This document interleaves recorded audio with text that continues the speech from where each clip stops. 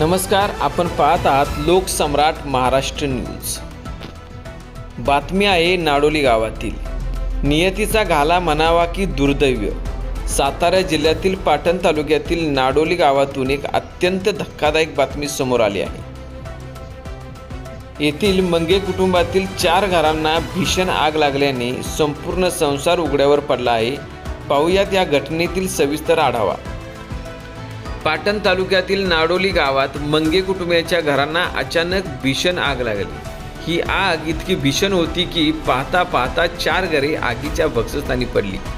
या आगीत मंगे कुटुंबियांचे अन्नधान्य, कपडे आणि सर्व संसार उपयोगी वस्तू जळून खाक झाल्या आहेत। प्राथमिक अंदाजानुसार साधारण 8 ते 10 लाख रुपयाचे आर्थिक नुकसान झाले आहे। सर्वात महत्त्वाची बाब म्हणजे या दुर्घटनेत कोणतीही जीवितहानी झालेली नाही।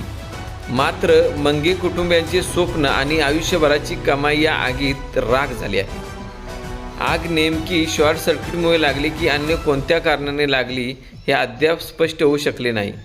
आता मंगे कुटुंबियांसमोर उदरनिर्वाहाचा मोठा प्रश्न उभा ठाकला आहे। थंडीच्या दिवसात हे कुटुंब सध्या उघड्यावर असून त्यांना तातडीची मदत होणे गरजेचं आहे।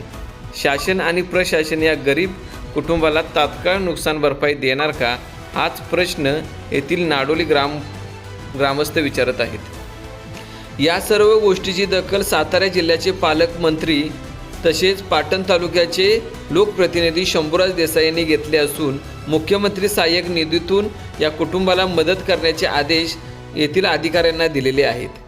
अशाच सर्व घडामोडीसाठी पाहत राहा लोकसम्राट महाराष्ट्र न्यूज।